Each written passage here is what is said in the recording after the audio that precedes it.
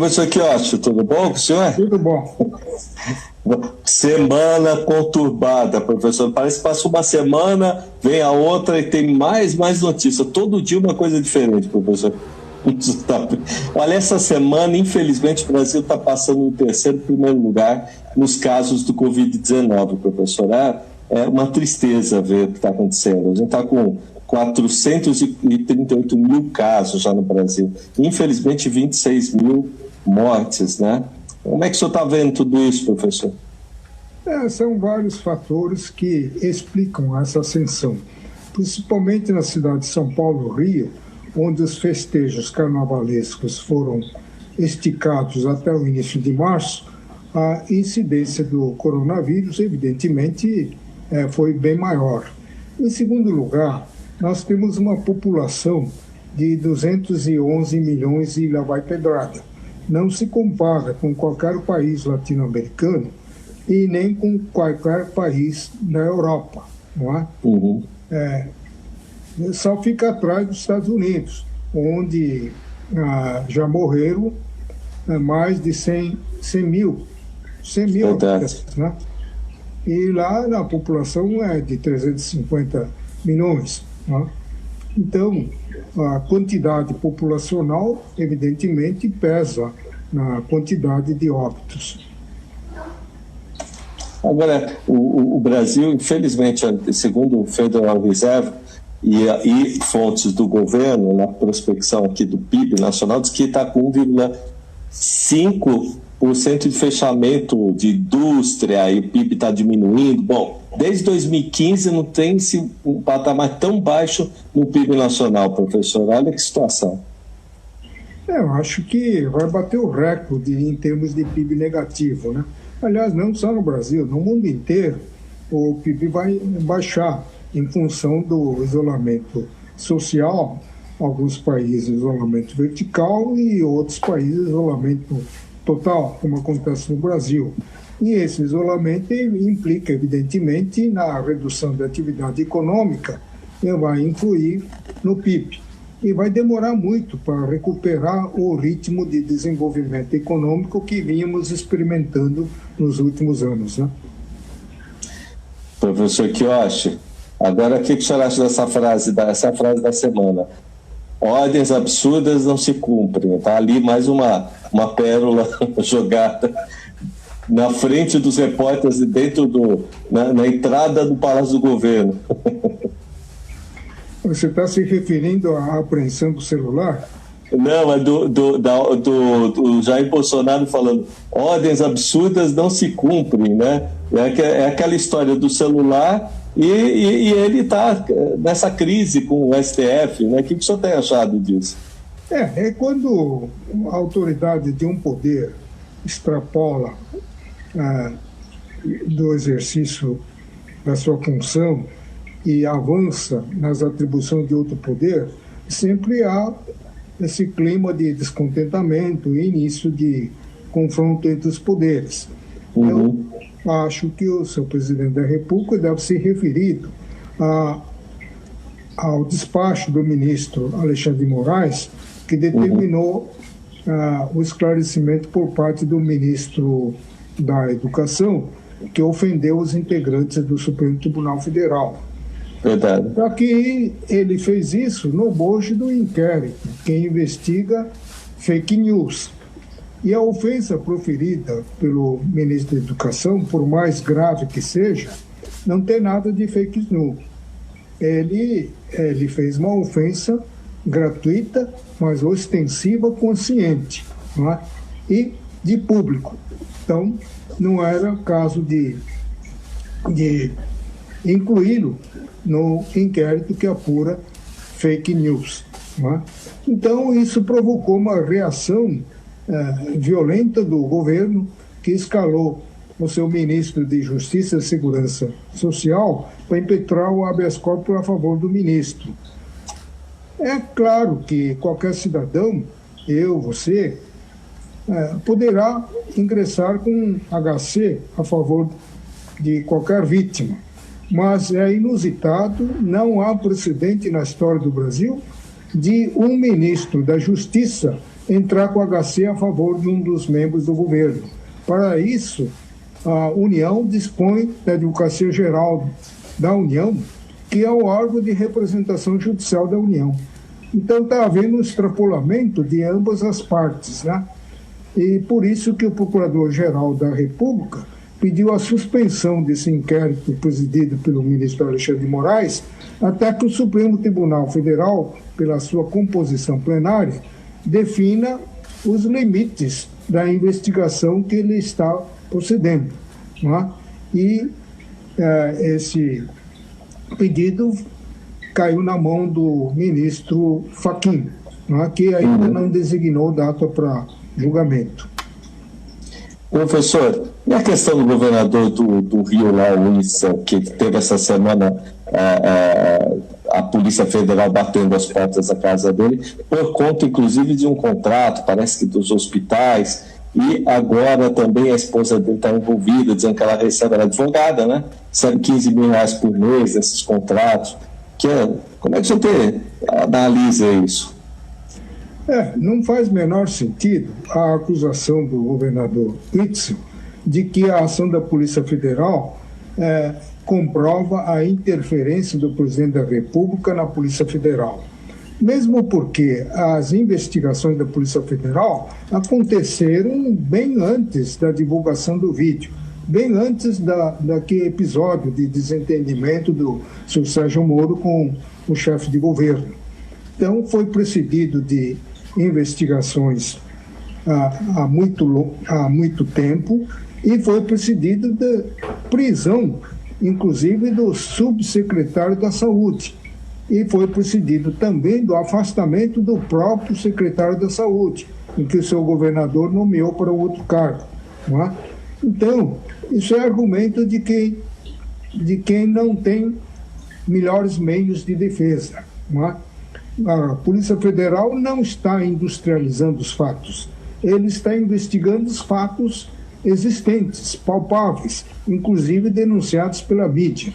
Não é? Como eu disse, a ocasião faz o ladrão. Por causa da pandemia, foram flexibilizadas as regras de licitação pública.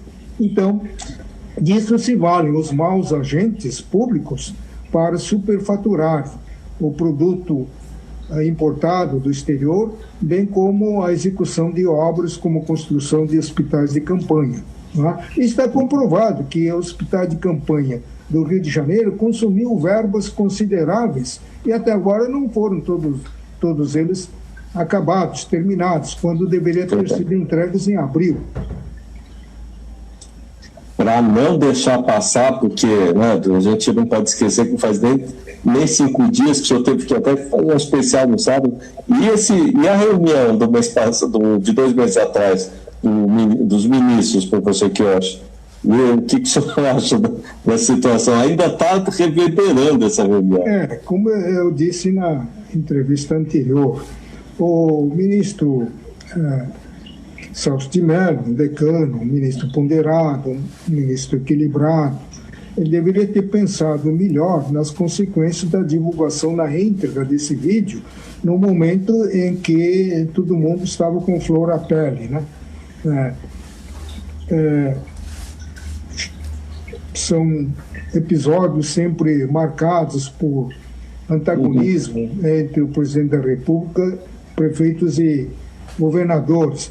Nesse momento, se ele autoriza a divulgação de um vídeo em que contém xingamentos, palavrões contra governadores, prefeitos, indisposição contra a Câmara, xingamentos contra os ministros integrantes da mais alta corte do país, é evidente que tudo isso vai aumentar a temperatura política reinante, não vai contribuir para harmonizar o entendimento entre as autoridades públicas do país para dar combate efetivo a essa doença trazida pela pandemia, bem como prejudicará eventual plano de retomada do crescimento econômico. Professor, acabamos de descobrir que a gente tem uma deputada Federal, que ela prevê futuro, principalmente da Polícia Federal, quando que ela vai atuar ou não. A Carla Zambelli está aí, ela tá na mídia, e agora ela adivinhou um dia antes que a Polícia Federal ia fazer aqueles atos no país inteiro, né? Foi para o Rio de Janeiro. O que você tem achado disso? Várias autoridades estão reclamando dela que, com esses vazamentos, ela está prejudicando as investigações policiais, né? Mas, em vez de ficar reclamando, precisava verificar a fonte desses vazamentos, né? Porque ela não é uma xamã, né, com poderes para adivinhar o que vai acontecer no futuro. A simpática deputada de feiticeira não tem nada, né? Então, se ela está fazendo essas informações antecipadas, é porque ela dispõe de uma fonte situada no interior da Polícia Federal. Então é preciso descobrir essa fonte. Quer dizer, ela está servindo aí como um pombo-correio, não é? Eliminar um pombo não resolve, porque outros pombos-correios substituirão, não é? A outra hipótese provável é que ela seja uma pessoa arguta, uma pessoa inteligente que acompanha diariamente os fatos e vai analisando esses fatos, ligando um ponto com o outro, e graças à sua grande sensibilidade intuitiva, ela consegue ver os desdobramentos desses fatos verificados, né? Aliás, isso é comum. Quando você assiste um filme, Walter, você vai vendo repetidas cenas e você é capaz de prever a cena subsequente, não é? Nem todos têm essa facilidade, mas muitos conseguem antecipar as cenas, a menos que o diretor do cinema seja um louco aí que faça tudo contra a razão. É verdade. O doutor Leopoldo entrou aqui e disse que ele quer uma entrevista de novo com o senhor, viu? Acabou de entrar.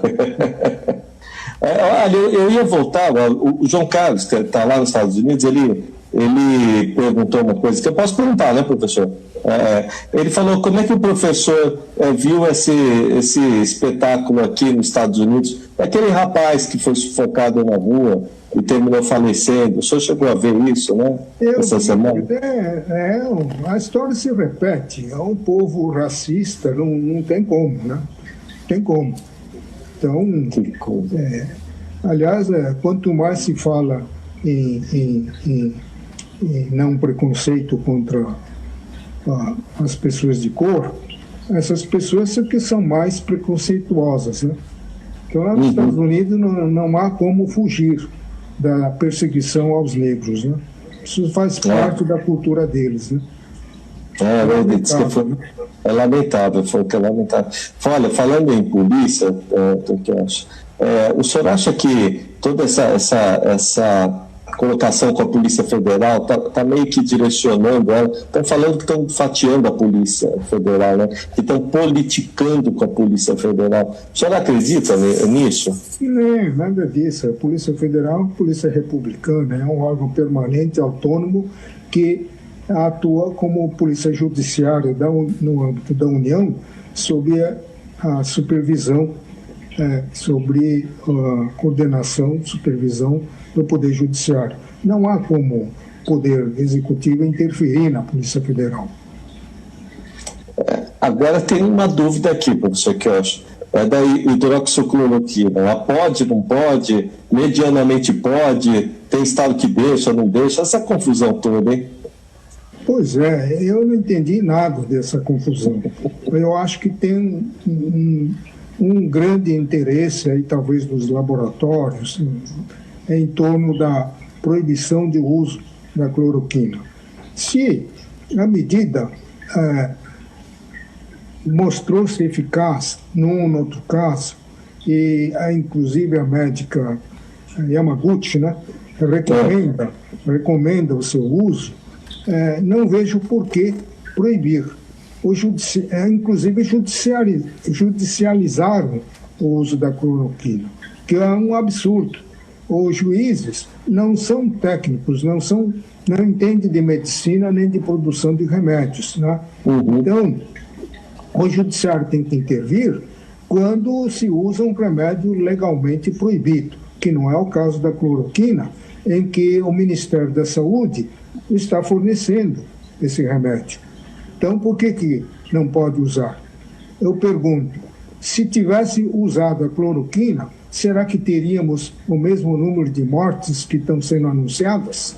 Verdade, professor. Inclusive, numa live ontem, o Dr. Rubens Cal falou isso, né, que remédio, até citou que o senhor estava começando a ver, citou que remédio que não faz mal contribui, né, quer dizer, tem que ser receituado, né. Então, o senhor acha que, falando da cloroquina, o senhor acha que o mundo pós essa pandemia é outro mundo, é outra terra que a gente vai viver? Como outra terra, né?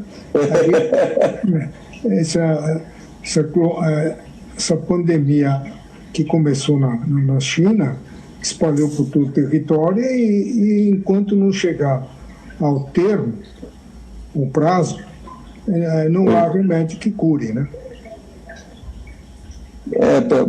Eles acham que a questão dos alicerces morais vão mudar, que né, essa questão nossa com todos os protocolos, né? Aliás, falando em protocolo, o senhor viu o que está acontecendo em São Paulo, né? Em São Paulo a gente está com o estado está com a cidade de São Paulo, aí tem um círculo em volta, né?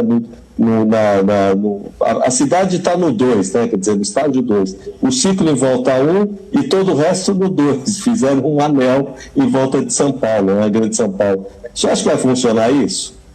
Eu chamo esse gráfico de mapa político. Não é um mapa sanitário, é um mapa político.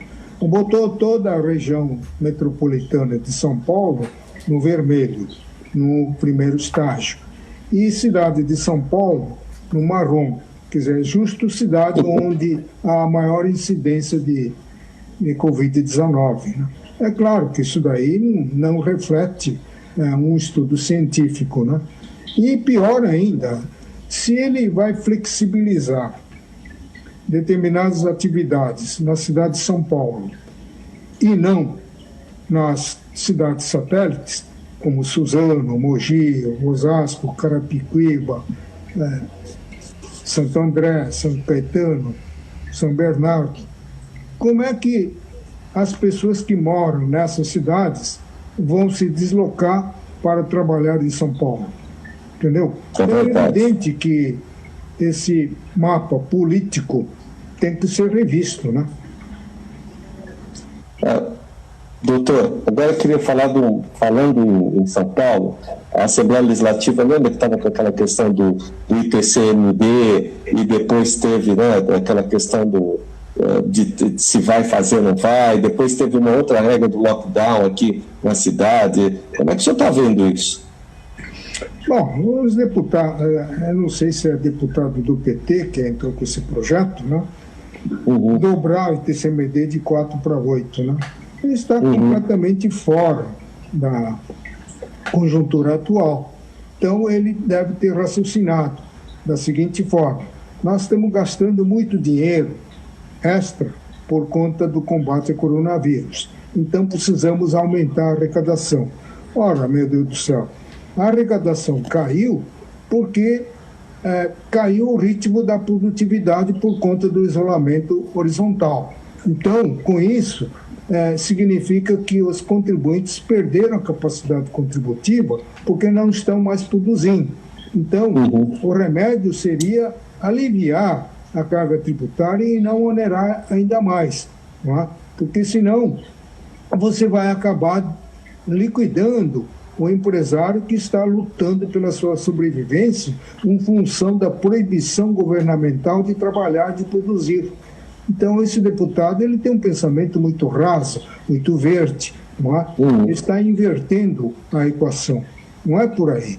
O momento é de aliviar a carga tributária e não de aumentar a carga tributária. E mais ainda em relação ao ITCMD, porque tem muita gente, instituições de caridade, que estão fazendo doações em espécie e em dinheiro.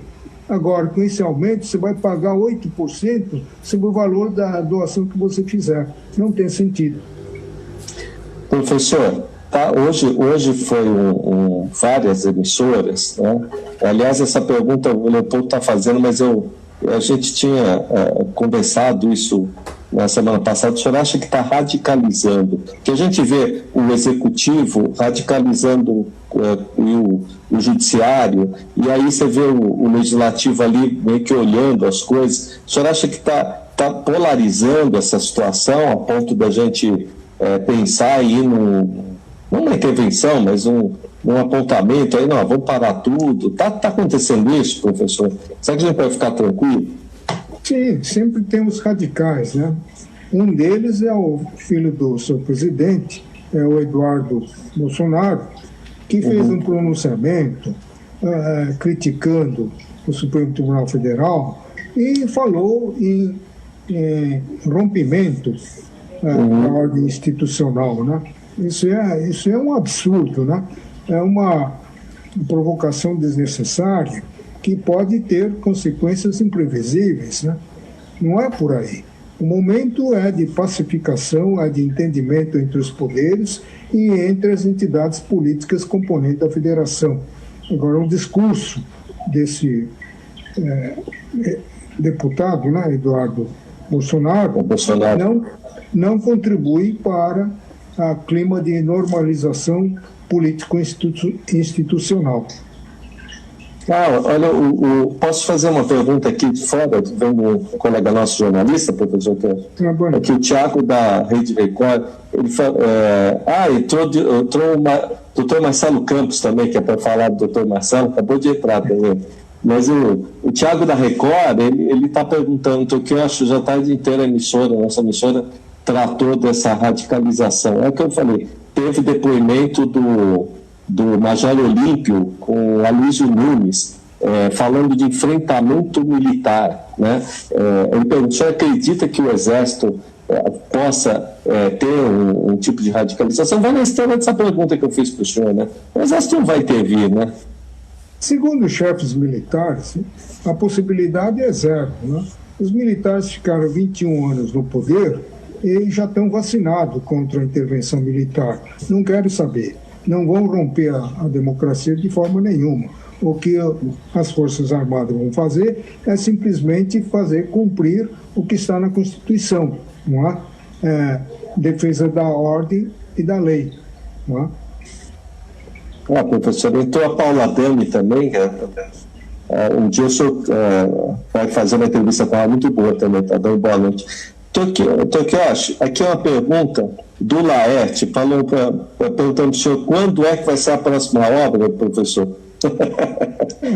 Tem sempre alguém que pergunta, né? Vai ter que esperar o ano que vem. Né? Acabei de terminar a 34ª edição, que ainda não saiu da editora, né, por causa da pandemia. Então, só no ano que vem que vou ter que pensar numa outra obra, que seria a 35ª. Ele falou que teve sentido falta dos sorteios. Agora não dá para fazer sorteio, né, professor? Não dá, só para fazer sorteio virtual. Se quiser um sorteio virtual, a gente faz, né? Olha, pode ser um virtual, né? A Paula Dami está dizendo o seguinte: será uma honra entrevistar o doutor. Eu vou uma hora passar o telefone. Está fazendo entrevistas brilhantes aí, também vou passar, viu, professor? Bom, já estou falando de novo no livro aqui do senhor. Também tenho aqui de Curitiba, convidando o senhor para entrevista e um livro também. Falou do livro entrevista, é difícil. Professor, eu espero ver logo o senhor, viu? Esse negócio de quarentena aqui, eu gosto de estar no tete-a-tete, tomar café e fazer entrevista com o senhor, viu? As informações são desencontradas, ninguém sabe quando vai terminar. Falaram em lockdown de 1º a 15, tem um projeto lá andando na Assembleia Legislativa. Parece que o governador já descartou essa ideia, porque se ele vai flexibilizar alguns setores do comércio, né, a partir de segunda, né, não vai ser possível colocar em prática lockdown, né? Enfim, não estão sabendo o que fazer, né? Não estão planejando, não estão estudando e estão tocando as medidas na base da orelhada, né? É verdade. E assim, com isso, quem sofre é a população, que não tem uma segurança jurídica do que vai acontecer no dia de amanhã. É verdade. O doutor Rui Cabral de Moraes também entrou. Professor, o que acha? Até o Marcelo Campos falou, a gente vai sair do Semiaberto quando, professor? Ninguém aguenta mais, né? O senhor não falou que estamos cumprindo pena há muito tempo, né, professor? Nós falamos com o Marcelo Campos, Walter, precisamos fazer uma entrevista lá na Rádio Trianon. Eu e ele